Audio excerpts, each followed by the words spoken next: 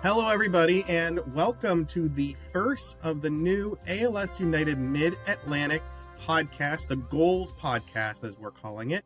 I'm Tony Heil, Director of Communications and Public Policy here at ALS United Mid-Atlantic. You can find us at www.alsmidatlantic.org and search for us on social media at ALS Mid-Atlantic. This podcast is going to introduce you to a lot of people who have been influential and important to the ALS cause, especially in our area, but even beyond our region. Our region includes Pennsylvania, New Jersey, and Delaware. Our organization has existed since 1977 and expanded since then. And in this podcast, at some point, we'll talk about that history and what it all means, how we've grown, and how we've done more to impact others who are living with ALS and helping to end this disease. We'll be talking with a lot of different perspectives. A lot of people from patients and caregivers to staff and board members who help to advance our mission. And I'm really proud and honored to have as our first guest someone who does sit on our board. She's newish to our board. She's only been on our board for about a year now, but she is definitely not new to ALS. She is related to someone that is near and dear to anyone who has been with our organization for any period of time. Just to give a little background, Kevin Glenn had ALS for about 25 years, and he meant so much to us here at ALS United Mid-Atlantic, the staff, the board, the clinics, and the Philadelphia Phillies, which we'll touch on in this. But he meant so much more even to his family, and that includes our board member, a trusted advocate for the ALS cause, our guest, Crystal Goodwyn. So, Crystal, thank you so much for talking here on our first podcast. Absolutely. Thank you for having me. I'm so looking forward to what we will discuss today, my brother, Kevin Glenn. And you'll have so much to say. We've talked before because we did some profiles on our website about your experience with ALS. And so I know a little bit about this, but Kevin was diagnosed in the late 1990s. A lot was not known about ALS at the time. Right. Did you have any ideas or know anything about ALS before his diagnosis? I did not know anything about ALS, and we were all just amazed at what was happening to him, and no one could really figure it out. So it was after so many visits to physicians and doing some of the research and understanding a little bit more about the symptoms he was having to really understand what it could be.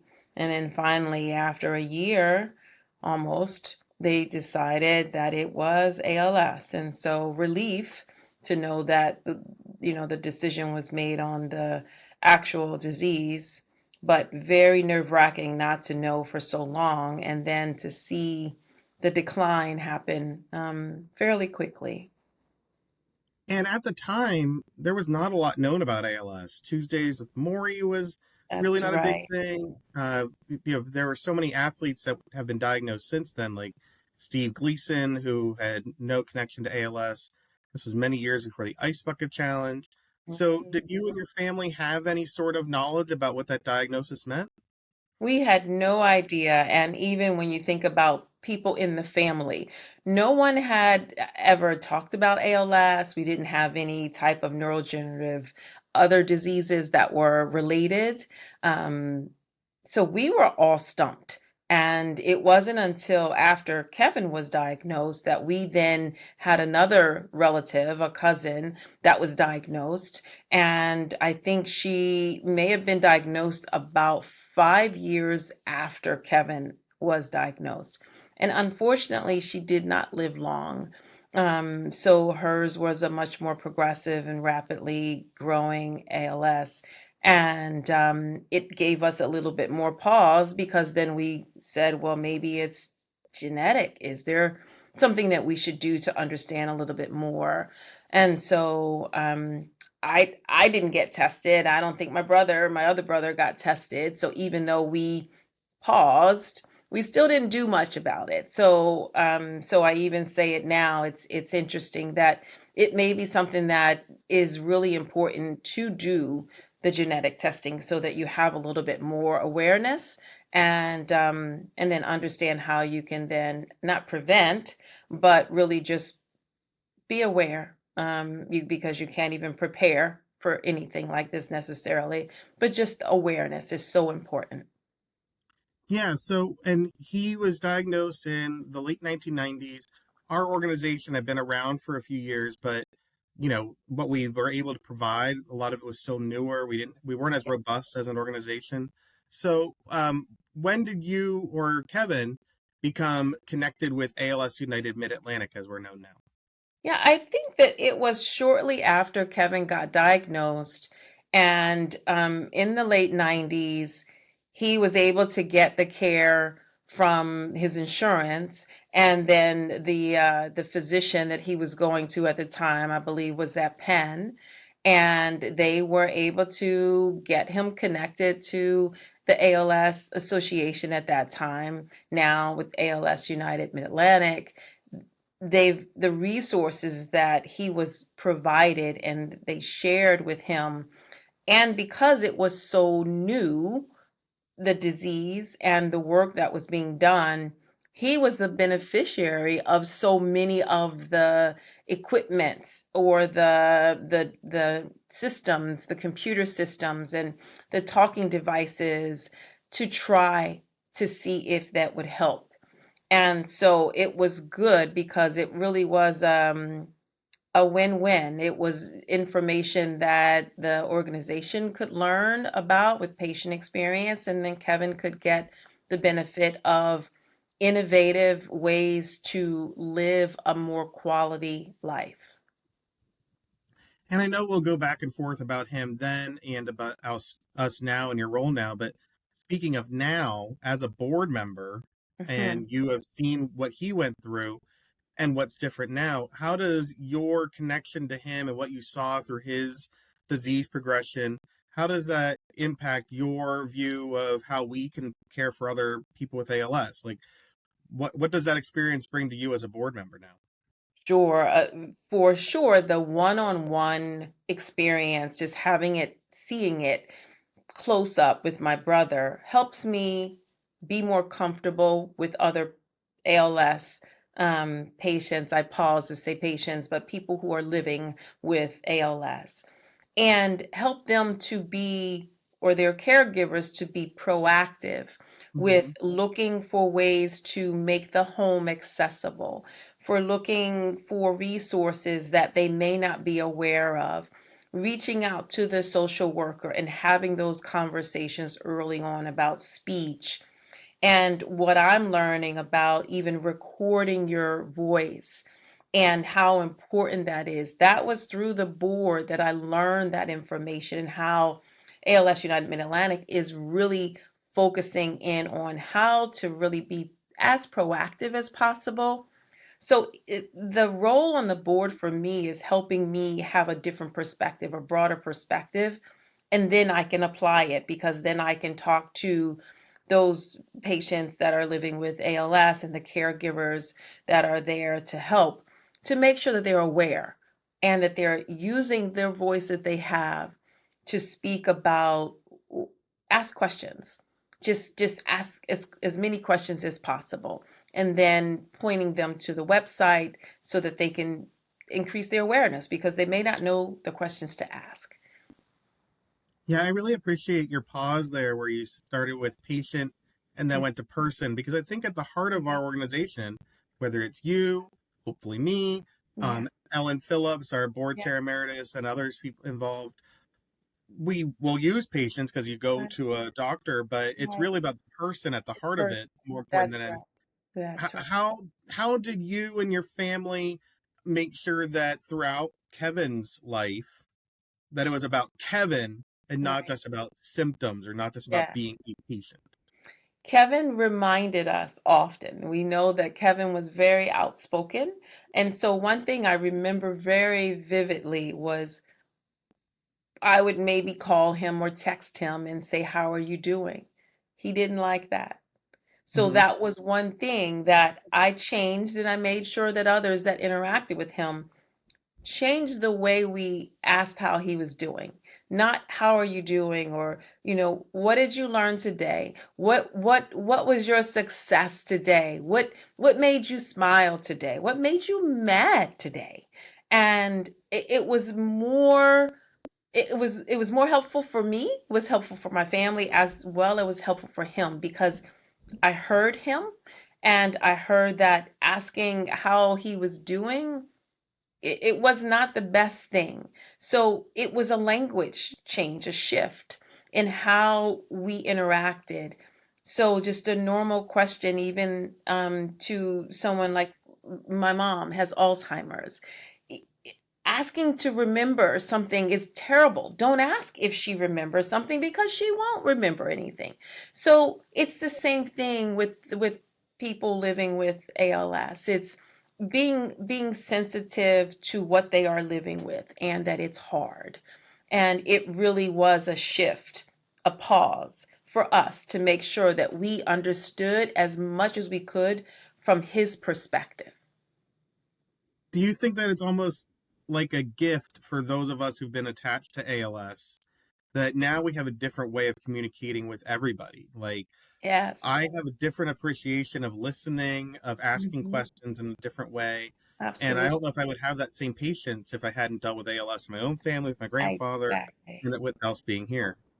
Exactly right. I do agree that it's universal. The language that you learn, the patient, the caregiving, the patience that we learn over time, you start to apply that to not only people with, in your personal life, but even professionally, because you just don't know what someone's dealing with. And so you have to be sensitive to understanding it from their perspective, and not only saying in their shoes, but sitting in their chair, because Mhm. they're not walking, they're sitting in a chair. So even from that perspective, it makes you take a pause and think about what what someone else may be going through, and how you interact with them, the impact you can have on them, and not shy away. Where a lot of times people who may not understand how to interact with people with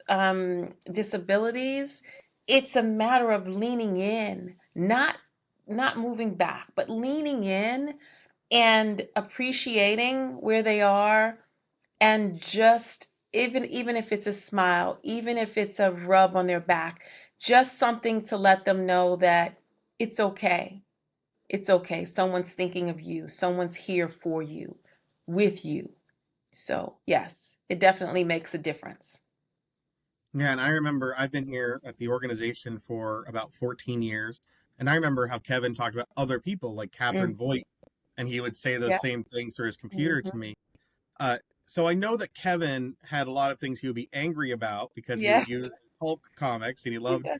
the Incredible Hulk, Yes. and which I appreciate. Yes. But one thing he had a big zest for was the Philadelphia Phillies, who have Hmm. made such an impact on us as an organization. Last year, he recognized 40 years with the Phillies to strike out ALS. What did the Phillies mean to Kevin? And now that you're a board member and you've seen it, what do they mean to our organization? Absolutely. I think the Phillies organization really showed up. They really showed us and continues to show us that it's not just about writing a check or raising funds. It really is spending time, giving that engagement with the people living with ALS, that caring time, not even just the conversation, but it's just being interested in what they're doing, how they're doing it, what else that, could be done. I saw that in some of the visits that I would go with Kevin, and or the events that I would go to with him or hear about.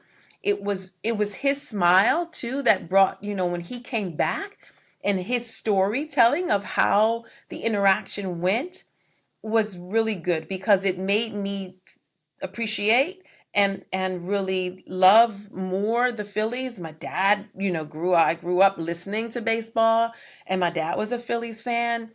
But it wasn't until Kevin had that one-on-one interaction with multiple team members and their wives and their families, and how they just welcomed him and put their arms around him and interacted with him as nothing was wrong with him. Mhm. And that's what gave me a better appreciation of partnership and how the Phillies organization they really have become a partner.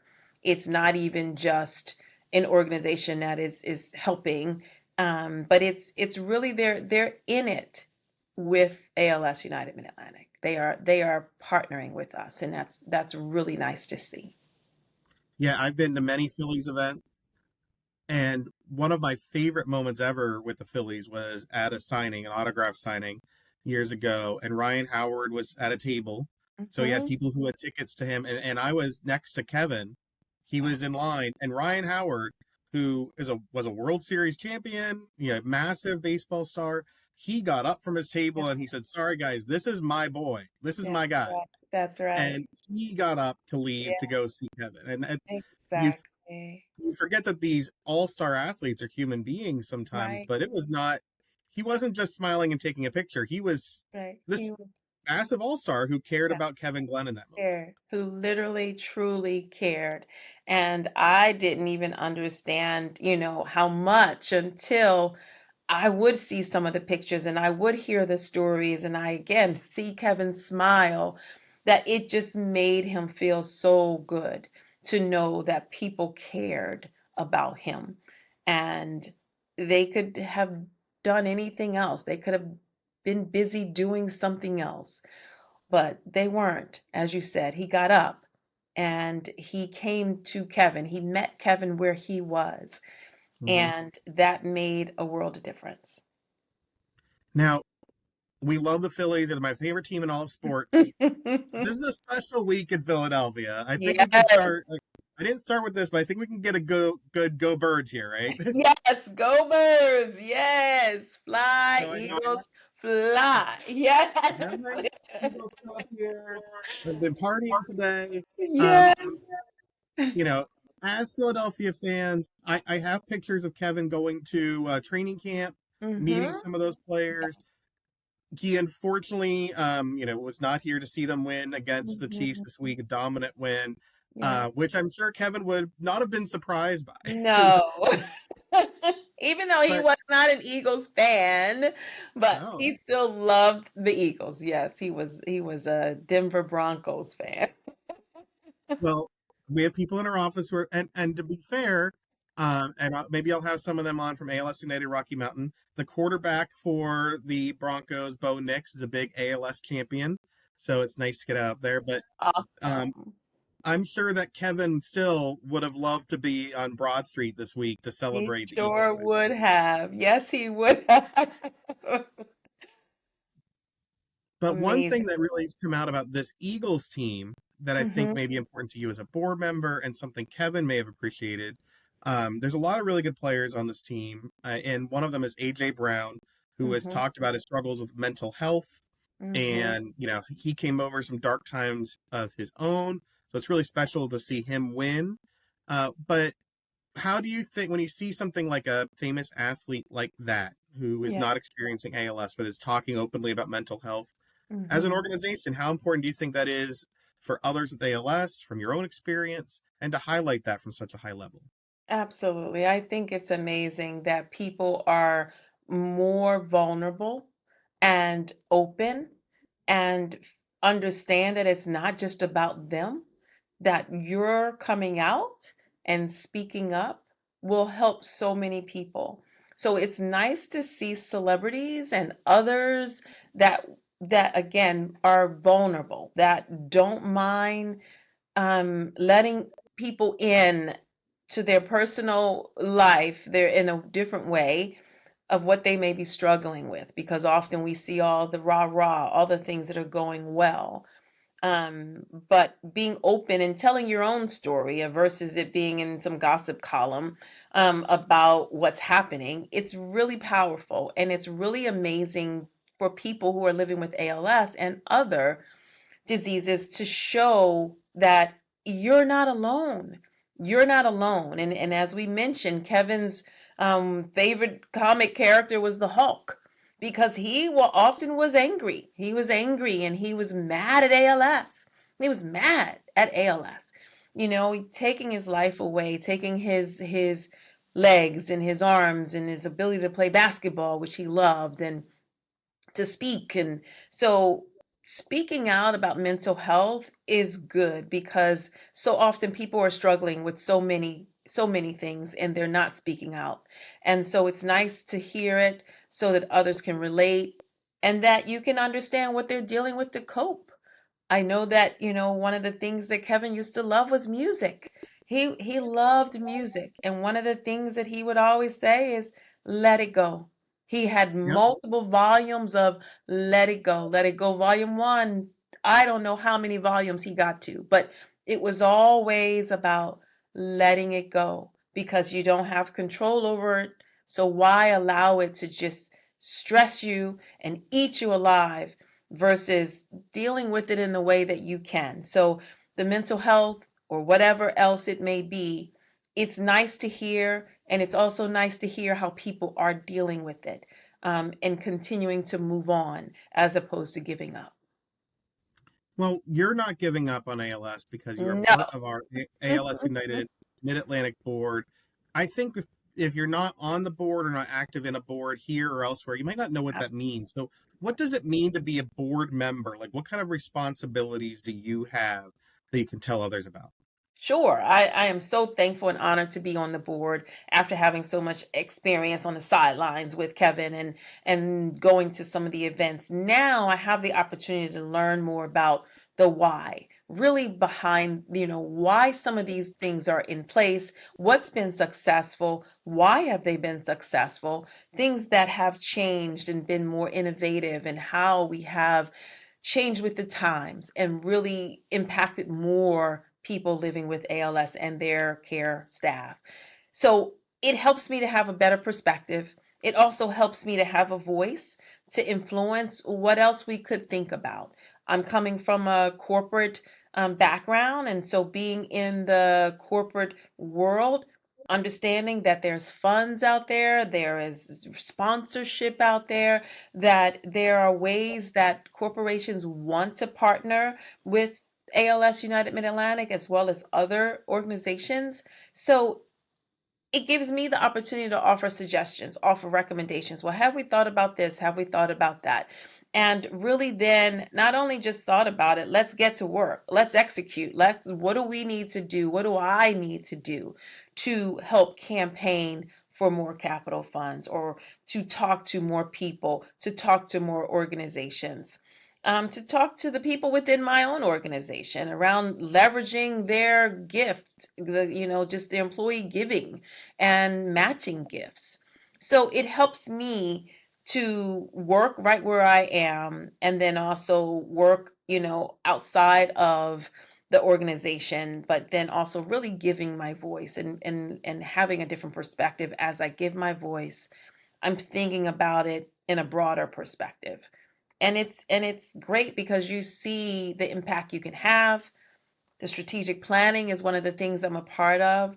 And so to understand all of the elements of what makes this organization so great and operate, function the way it does, it helps being on the board because you wouldn't necessarily understand all of the operating things that happen in the background to make this beautiful event happen, or Mhm. the patients that are getting equipment, or that they're getting the research and going to the clinics. You would not understand it in this same way. So I'm very appreciative of having the back of the scenes, behind the curtains look at what happens to make everything go so well. And maybe with your help, you can get some sponsorships for this podcast, even that can Yes, let exactly people know right. they're connected to ALS. And one thing that's really important for that strategic plan, because I've been in talks with you or learning about it with the great Larry Delaney, who's on our board, who has many Mhm. years' experience, won the Yeah. earned the Flame of Hope Award last year for Mhm. his work on research, is our investments in research. Yes. And as someone who is both on our board and has seen it firsthand, I know Kevin cared a lot about research. Yes. How do you view how we're able to invest in so much local research, that there's so much Mhm. local talent in Pennsylvania, New Jersey, and Delaware that is advancing ALS. Is that something that gives you and the board hope and encouragement? Absolutely. It definitely does. It's very encouraging to know that again, when recommendations are put on the table, that it's not centralized necessarily. I mean, yes, there is benefit to having a centralized organization that takes the funding and then decides how it's supposed to be dispersed, but it's also nicer to know that the local impact is visible. It's you have the influence and the impact. You can see it directly, and you can let others know that are in the local geographies that as we get sponsors and additional funding, that those dollars will be kept locally. And so it's amazing to see that and see how successful the dollar disbursement has gone and how many more people living with ALS and or as we think about the medicines that need to come out and some of the other research just to continue to fight ALS. And I think it's amazing that there is so much work and so many dollars being allocated for research. And we'll be discussing research a lot in a few weeks in April at our Help and Hope event, last year's event. There's videos on our YouTube, but there's a lot of really promising things that'll be discussed there. So I encourage people to visit our website, alsmidatlantic.org, as things come up and you see the new things happening there. We talk as part of our mission that our goal is to unite and empower the ALS community. So whether it's Yeah, research or events, you've seen how ALS can take someone's strength, but how do you see us empowering those with ALS, whether it's research or other things? absolutely. I think the empowerment comes first by having someone that understands, that will listen, that picks up the phone when the caregiver is calling, not knowing what to do. And so that is number one, empowering because you don't know what to do. You don't know necessarily the questions to ask. So having someone and an organization, a team to guide you, I think is very empowering. And then to see that it's not only just that one touch, it's multiple touches. It's getting you in touch with a social worker and or the mental health staff or any of the staff on the organization's um, roster. Really, they understand, they've been trained, they are listening, and it is empowering in the sense that it takes the burden off of that person living with ALS and the caregiver, where there's so much to do, to understand, to work through. But knowing you have a team, it's empowering in itself because you feel that you don't have to do it alone. And so ALS United Mid-Atlantic is there and they provide multiple resources, whether that's people resources or the equipment or the financial support, the assistance. It is really empowering to know that you're not in it by yourself. And I think that that is one thing that differentiates the organization. It's real people, that are helping, and it's nice to know that you have a person and a team that's there to help you. Yeah, with so many things moving to AI, artificial Yeah, intelligence, when you go to buy something online or interact with healthcare, knowing that when you reach out to us, you're going to talk to Steve or Melissa, like real people exactly. or social Real workers or people. nurses, Yes. Yes. that makes a big difference too in the That's long right. Real help. That's right. And it is a difference. It makes a big difference that you get a person versus a recording. So Yes. this is a recording because it's a Well, this is podcast, a recording, but but it's real with real people. it's Last, real. lastly, just one last shout out here to anyone listening because they might be inspired. They have their own ALS story. Maybe they Yes. want to know more. We're at the beginning of 2025 here, though people may listen to this at any other time. Mhm. Why would you encourage someone to participate in an ALS United event, such as the ALS United Walk or the Ride or other things? what would be your words of encouragement for why someone should sign up to be part of one of our events? I think for one, it's electrifying because when you see the people, you see the numbers of people who are supporting their families, it is really truly energizing, electrifying. It's something that you can only experience if you go, because often we get wrapped up in our day-to-day and our jobs, our families, and we don't think about what someone else may be going through. And so getting involved, whether that's going to an event or getting more involved, becoming a part of the organization, and or getting even more involved is becoming a board member. You really have the opportunity to impact and to influence and to step away from your day to day. I look forward to the conversations I have about ALS and the people that I interact, because it's not my day to day. It is totally different. It is so fulfilling, and it is gratifying to know that I can impact in a way that is going to help right now, and it makes a difference. And so I would encourage you to truly take the time, whatever time you have, to support ALS United Mid-Atlantic, because people need you, the people that are living with ALS, as well as the people who have gone home.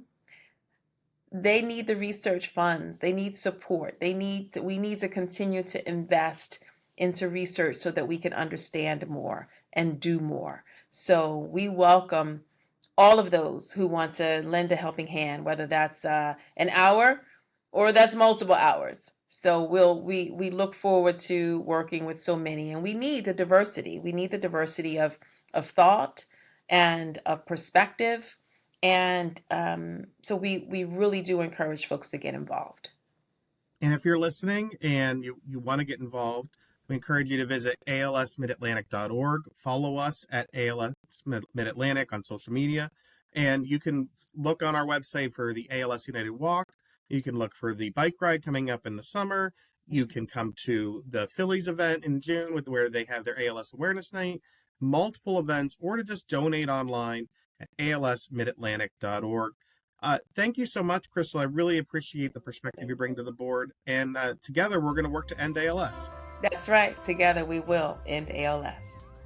Thank you so much for listening. And if you want to be involved, again, visit alsmidatlantic.org and we can do this together.